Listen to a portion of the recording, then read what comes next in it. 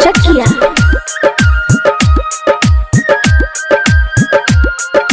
Mix by Vikram Rathore. हम सुनाई मुखिया न चली सीता मोड़ी लबर के खिस्सा खोपरा गांव के भइल बदनामी। ना जाने कौन पहली सवाद लभर के साथे भइली फरार। दू लइका के माई पहाड़ी फतार के अपना बनैली कबाड़ी। रेखा देवी मुखिया छिनार नैहर के उनकर रहे यार।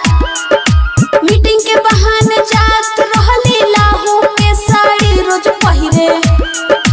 रेखा देवी के लभर के खिस्सा हम सुनाई मुखिया न चालीसा।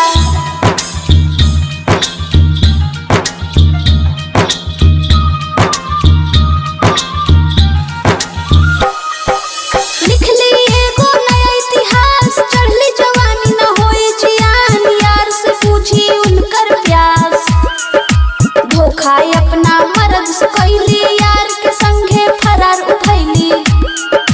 भतर के अपना कहेली भैया लभर के रेखा बनैली सैया।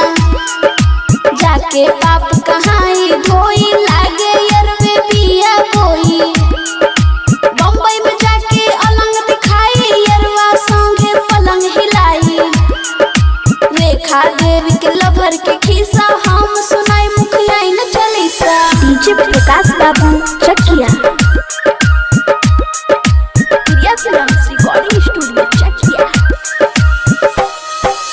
रंजित रवाना लिखले सच्चाई। रिंकी सिंह प्रियंका गा के सुनाई। विक्रम रणधीर का अब बताई।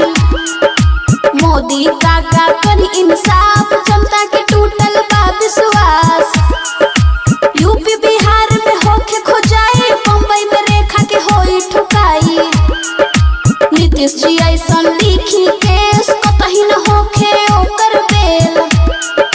जिला सीतामढ़ी में भइल हड़ताल थाना कन्हौली में होई बवाल। सीतामढ़ी के मुखिया नी चालीसा।